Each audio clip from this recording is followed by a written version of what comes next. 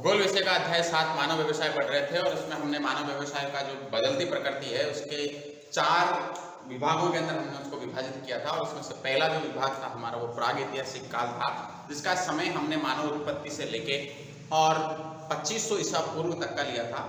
उसके बाद जो दूसरा काल था वो प्राचीन काल था हमारा, जिसमें हमने 2500 ईसा पूर्व से लेके 600 ईस्वी तक का समय लिया और उसके बाद जो मध्य काल था उसमें हमने 600 ईस्वी से लेके 1500 ईस्वी तक का समय और उसके बाद जो आज हमें पढ़ना है आधुनिक काल, उस आधुनिक काल का जो समय है वो 15वीं शताब्दी से लेके वर्तमान तक का जो है हमने उसको गिना है, उसको इसके अंतर्गत सम्मिलित किया है। उससे पहले के जो 3 काल थे, प्रागैतिहासिक काल, प्राचीन काल और मध्य काल, वो तो हम कल पढ़ ही चुके हैं कि कौन कौन से काल के अंदर क्या क्या हुआ।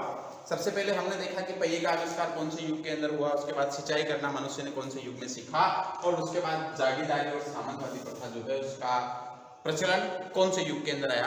आज हमें आधुनिक काल पढ़ना है। आधुनिक काल जो है, आधुनिक काल को 15वीं सदी से वर्तमान तक का जो समय है उसे आधुनिक काल के अंदर माना जाता है। तकनीकी विकास, खोज एवं आविष्कार के कारण आधुनिक विकसित मानव व्यवसायों का उदय हुआ। मानव के जो व्यवसाय हैं आधुनिक और विकसित, उनका उदय किस वजह से हुआ? एक तो जो है तकनीकी विकास से, दूसरा खोज से और तीसरा आविष्कारों के कारण जो है इसका उदय माना जाता है। इसमें मानव व्यवसाय अपने चरमोत्कर्ष तक पहुंच गया, मतलब जितनी अधिकतम उसको जो है प्राप्त करना था या उसमें अधिकतम जितनी क्षमताएं हो सकती थी वो उन सब ने मानव ने जो है उसको प्राप्त कर लिया। उसके अंतिम चरण पर उसके जो सर्वोच्च शिखर होता है इसके ऊपर पहुंच गया।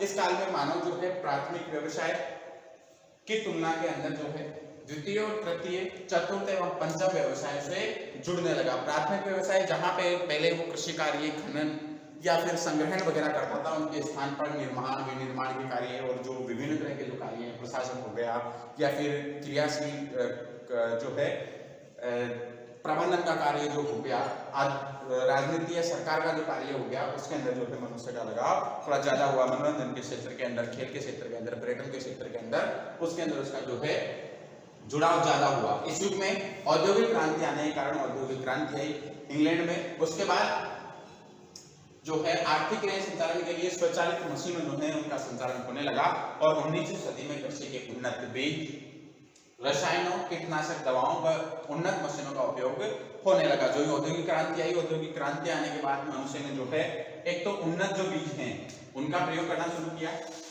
HYV बीज जो आते हैं, हाइब्रिड जिन्हें हम बोलते हैं, कई तरह के रसायन, कई तरह की कीटनाशक दवाएं और उन्नत मशीनें जो कम समय के अंदर अधिक कार्य, अधिक कुशलता के साथ और अधिक सफाई के साथ कर सके, उनका जो है निर्माण या उनकी जो खोज है या उनका उपयोग जो है वो मनुष्य करने लगा। उसके बाद क्या हुआ?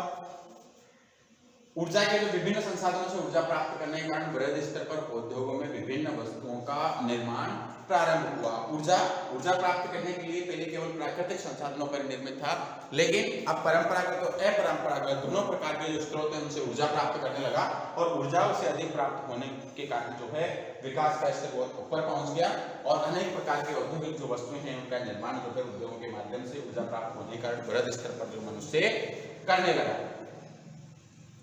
विकास के उस स्तर पर पहुंचते विकसित देशों के जो लोग हैं चतुर्थ एवं पंचम व्यवसाय में अधिक जुड़े हुए हैं। जो विकसित देश हैं उनके जो लोग हैं चतुर्थ और पंचम व्यवसाय में, वो विकासशील देशों के अंदर जो लोग हैं वो प्राथमिक, द्वितीय और तृतीय, प्राथमिक की अपेक्षा द्वितीय और तृतीय क्षेत्र के अंदर ज्यादा जुड़े हुए नजर आते हैं। अब हम जो है मानव के जो व्यवसाय है इनका वर्गीकरण हम बार बार कर रहे हैं, प्रथम, चतुर्थ, द्वितीय और पंचम जो भी है इनका जो विभाजन है वो किस प्रकार है। तो मानव व्यवसाय का जो वर्गीकरण है वो एक बार हम देखते हैं। देखिए, पृथ्वी के प्राकृतिक संसाधनों से सतत दूरी बढ़ने के आधार पर, प्राकृतिक संसाधनों से जैसे जैसे दूरी बढ़ती है, ठीक है, मतलब दूरी बढ़ने का हो गया, उसे प्राप्त करने के जो स्रोत हैं उनसे मानव की जो जीविका उपार्जन विधियां हैं और आर्थिक क्रियाओं को वर्तमान में 5 भागों में बांटा जाता है। जैसे मान लीजिए कोई भी खान है और वहां खान से किसी प्रकार का जो है कोई कच्चा पदार्थ हमें प्राप्त हो रहा है, तो कच्चा पदार्थ जिस खान से प्राप्त हो रहा है वहां पे खनन क्रिया की जा रही है तो वो सबसे उसके नजदीक हो गया, ठीक है। उसके बाद उस माल को वहां से निकाल के और अन्य स्थान पर उसे जो है ट्रांसपोर्ट किया जा रहा है या भेजा जा रहा है, उसका परिवहन हो रहा है, स्थानांतरण हो रहा है, तो वो जो है द्वितीय क्षेत्र के अंदर जाएगा, निर्माण उद्योग के अंदर जाएगा। तो निर्माण उद्योग में जाने के बाद जो है उसकी इस खान से यहाँ जो खदान दी, यहाँ से खनन क्रिया हुई, परिवहन के बाद जो है अन्य स्थान पर पहुंच गया, मतलब इस चीज की क्या बढ़ी, दूरी बढ़ी। यहाँ कौन सा व्यवसाय हुआ?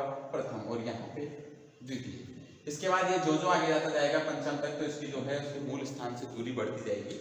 मतलब जैसे जैसे आगे बढ़ता जाएगा वैसे व्यवसाय जो है प्रथम, द्वितीय, तृतीय और चतुर्थ, पंचम, इनके स्तर भी जो है वो उसके अंदर बदलते और बढ़ते जाएंगे। इसके बाद हम देखते हैं किसके आधार पर?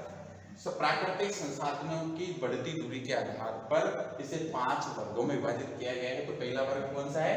प्राथमिक व्यवसाय। प्राथमिक व्यवसाय में किन किन चीजों को सम्मिलित किया जाता है? देखिए, आखेट, संग्रहण, कृषि, पशुपालन, खनन आदि। आखेट का मतलब हुआ शिकार करना। जो हम प्रागैतिहासिक काल और प्राचीन काल देखते हैं तो उसके अंदर मनुष्य जो है जब तक जो है जानवरों को खाके कच्चे मांस के रूप में या अपना उधर की पूर्ति करता था, तो वो इस प्रकार से आखेट होता था, शिकार करता था। उसके बाद वो वनों से कुछ चीजें संग्रहण करता था, कंदमूल हो गए, फल वगैरह हो गए, वो संग्रहण करता था। उसके बाद उसने धीरे धीरे संग्रहण से कुछ बीज बोए, और बीज बोने के बाद नदी के किनारे के ऊपर उसने जो है कृषि कार्य शुरू किया। ठीक है, कृषि कार्य करने के साथ ही उसने पशुपालन किया। उसके बाद जो जो समय के साथ आगे बढ़ता है उसकी शिक्षा का या उसकी जो तकनीकी है उसका उसमें विकास होता है, तो वो खनन आदि कार्य भी करने लगता है। तो इन सबको प्राथमिक व्यवसाय के अंदर सम्मिलित किया जाता है। और प्राकृतिक संसाधनों के सबसे निकट जो है वो भी यही है। तो प्राथमिक व्यवसाय के अंदर सबसे निकट आखेट भी प्राकृतिक व्यवसाय के अंदर किया जाएगा। ठीक है, क्योंकि प्रकृति का जो प्रकृति जो है इसके अंदर ही जीव जंतु पशु पक्षी आते हैं, तो उनका शिकार करना भी आखेट के अंदर आ गया। संग्रहण, वनों से उत्पाद संग्रहण कर रहा है, कृषि कार्य भी सीधा प्राकृतिक संसाधन जुड़ा हुआ है, पशुपालन भी इससे जुड़ा हुआ है और खनन क्रिया भी इससे जुड़ी हुई है। तो ये जितनी चीजें हैं प्राकृतिक संसाधनों के जितने निकट है वो सब किसके अंदर सम्मिलित की जाती है? प्राथमिक व्यवसाय के अंतर्गत सम्मिलित की जाती है। इसके बाद द्वितीय व्यवसाय जो बढ़ा, तो द्वितीय व्यवसाय के अंदर विनिर्माण उद्योग, निर्माण उद्योग, ऊर्जा उत्पादन, प्रसंस्करण एवं अन्य निर्माण जो है उसके अंदर सम्मिलित किए जाते हैं। यहाँ से प्राथमिक व्यवसाय के बाद जो कच्चा माल द्वितीय व्यवसाय के अंदर पहुंचता है या उस कच्चे माल का जो है उसका शोधन किया जाता है, प्रसंस्करण हो गया, ऊर्जा का उत्पादन किया जा रहा है, जल से किया जा रहा हो या सौर ऊर्जा से किसी के माध्यम से किया जा रहा हो, कोयले से किया जा रहा हो या पेट्रोल से किया जा रहा हो, आणविक ऊर्जा हो, तो वो सब प्रकृति से प्राप्त होते हैं।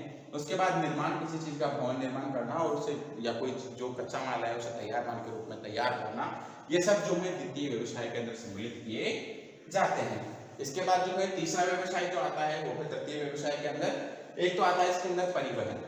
ठीक है, इस कच्चे माल को पक्के माल तक लाने ले जाने के लिए जो परिवहन तक की आवश्यकता होती है वो व्यापार, संचार, प्रशासन, मनोरंजन, बैंक, बीमा और पर्यटन, ये जो चीजें हैं इन सबको जो है तृतीय व्यवसाय के अंतर्गत सम्मिलित किया जाता है। इनके अंदर जो संलग्न व्यक्ति हैं वो तृतीय व्यवसाय की श्रेणी के अंदर गिने जाएंगे। इसके बाद चौथा जो व्यवसाय है, चौथे व्यवसाय के रूप में आता है तो सूचना, दूसरा आता है शोध, प्रबंधन, शिक्षा, स्वास्थ्य एवं सुरक्षा। सूचना, किसी भी चीज की सूचना एवं प्रौद्योगिकी जो है। चतुर्थ व्यवसाय के अंदर शोध मतलब खोज या अन्वेषण करना, ये भी चतुर्थ व्यवसाय के अंदर। प्रबंधन, किसी चीज के ऊपर नियंत्रण या मैनेजमेंट करना। शिक्षा, जो हम प्राप्त कर रहे हैं। स्वास्थ्य एवं सुरक्षा, ये सब चीजें जो है चतुर्थ व्यवसाय के अंतर्गत सम्मिलित की जाती है। और अंतिम जो आता है वो है पंचम व्यवसाय। पंचम व्यवसाय के अंदर तो आता है कार्यकारी निर्माणकर्ता, जो किसी भी प्रकार की संस्था उसका कार्यकारी का निर्माण कर रहा है, तो वो निर्माणकर्ता जो है वो पंचम व्यवसाय के अंदर सम्मिलित किया जाएगा। उसके बाद अनुसंधान, ठीक है, किसी प्रकार का विशेष किसी चीज के ऊपर विशेष खोज चल रही है, अनुसंधान किया जा रहा है, कोई नई तकनीकी या कोई नए शोध किए जा रहे हैं, वो अनुसंधान की श्रेणी के अंदर आते हैं। इसके बाद सरकार, गवर्नमेंट जो होती है वो भी पंचम व्यवसाय के अंतर्गत आती है। कानून एवं तकनीकी सलाहकार, कानूनी सलाहकार अगर जो कोई होते हैं वो भी इसके अंतर्गत आते हैं, वकील वगैरह, जज और ये जो हैं इन सबको भी इसके अंतर्गत, जो इंजीनियर वगैरह होते हैं वो भी पंचम व्यवसाय के अंदर जो है सम्मिलित किए जाते हैं। इसके बाद प्राथमिक जो व्यवसाय है इसको हम थोड़ा विस्तार से पढ़ें कि प्राथमिक व्यवसाय क्या है। वहां तो हमने देखा कि इसके अंदर क्या क्या चीजें सम्मिलित की जाती है। अब हम इसे देखेंगे कौन कौन से देश के अंदर ये ज्यादा होता है और कब से इसकी शुरुआत हुई, क्या क्या है इसको एक बार हम देखते हैं।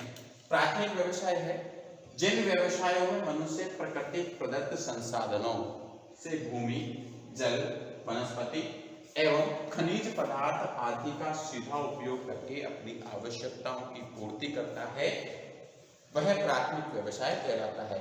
देखिए, इससे पहले वाली हमने स्लाइड देखी, इसमें हमने देखा कि आखेट, संग्रहण, कृषि, पशुपालन और खनन, इन सब चीजों को इधर दूसरी वाली के अंदर देखिए, भूमि से उसे खनन करता है, भूमि के ऊपर ही वन है, वनस्पति को हम आगे से पढ़ लेंगे।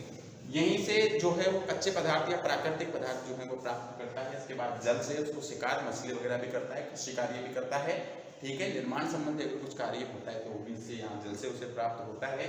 वनस्पति, कई प्रकार के वनों से जो उसे उत्पाद प्राप्त होते हैं, संग्रहण वगैरह जो हो गया। खनिज पदार्थ खनन क्रिया के माध्यम से भूगर्भ से निकालते हैं, इनका सीधा उपयोग करता है, ठीक है।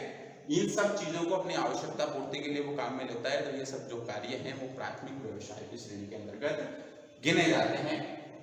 इसमें भोजन व कच्चे माल का उत्पादन होता है। सबसे महत्वपूर्ण बात है यहाँ पे, तो सबसे पहले जो आखेट करता है या भोजन संग्रहण करता है या किसी भी प्रकार का कच्चा मांस खाता है, शिकार करता है या कृषि कार्य करता है, तो सबसे पहले किसके लिए करता है? भोजन प्राप्त करने के लिए। और खनन क्रियाएं वगैरह आदि जो सब चीजें हैं किसके लिए?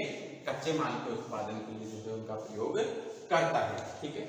इसके बाद देखिए, अधिकतर प्राथमिक व्यवसाय सरल, परंपरागत और आदिवासी आर्थिक व सामाजिक संरचना के प्रतीक होते हैं। प्राथमिक व्यवसाय जो है मनुष्य को किसी प्रकार के कोई विशेष औजारों की या फिर किसी विशेष प्रकार की तकनीकी या किसी मशीनी की आवश्यकता नहीं होती है, ना ऊर्जा के संसाधनों की आवश्यकता होती है। नदी के किनारे वो आराम से जो है कृषि कर सकता है, सरलता पूर्वक कर सकता है, परंपरागत कर सकता है। और आदिवासियों की जो आर्थिक और सांस्कृतिक जो उनकी संरचना होती है उसके आधार पर करता है। तो ये सब चीजें जो है प्राथमिक व्यवसाय की विशेषताएं हैं। विश्व में प्राथमिक व्यवसाय में संलग्न लोगों का जो वितरण है वो असमान है। हर जगह आसमान हो गया, यहाँ पे इसे असमान कर लेना। ऐसा नहीं है कि सभी देशों के अंदर प्राथमिक व्यवसाय करने वाले लोग जो है बराबर हैं। अलग अलग देश का अलग अलग जो है स्टेटस है प्राथमिक व्यवसाय को लेके। विश्व के जो अनेक देश हैं, जो विश्व के विकसित विश्व के जो देश हैं उनको भी अलग अलग भागों में विकसित,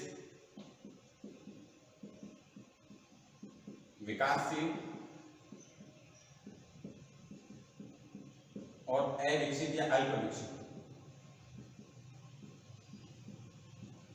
तीन श्रेणियों के अंदर जो है विभाजित किया गया है। तो जो विश्व के विकसित देश हैं उनमें से उनका जो है 5% से भी कम लोग प्राथमिक व्यवसाय की जो क्रियाएं हैं इसके अंदर संलग्न होते हैं। मतलब वहाँ के ज्यादातर लोग द्वितीय, तृतीय, चतुर्थ और पंचम जो व्यवसाय हैं उसके अंदर संलग्न होते हैं, वो क्रियाएं करते हैं विश्व में। और इसके बाद हम देखें कि जबकि विकासशील जो देश हैं, देखिए विकसित देशों में से 5% से भी कम लोग काम करते हैं, जबकि विकासशील जो देश हैं उसके अंदर ये जो क्रियाएं हैं प्राथमिक क्रिया जो उसकी श्रम के बहुत बड़े भाग को रोजगार प्रदान करती है। साथ ही इन व्यवसाय में मानव जाति का ये जो व्यवसाय है प्राथमिक व्यवसाय अब तक का जितना जीवन हुआ है प्रागैतिहासिक काल से वर्तमान काल तक का या आधुनिक काल तक का, तो इस समय में से 95% पूरे समय को अगर हम 100 मान लें तो उसमें 95 वर्ष तक जो है इस प्रकार के व्यवसाय ने मनुष्य के जो है उसका पोषण किया है। मतलब प्रागैतिहासिक काल, उसके बाद प्राचीन काल, उसके बाद मध्यकाल और आधुनिक काल, चारों कालों का अगर पूरा योग हम 100 मान लें तो 100 वर्षों के अंदर से 95 वर्ष तक तो उसका जो मनुष्य का पोषण है वो इन्हीं ही मतलब प्राथमिक व्यवसाय ने ही किया है। इसके बाद द्वितीय, तृतीय, चतुर्थ और पंचम व्यवसाय जो है हम अगली क्लास में पढ़ेंगे। धन्यवाद।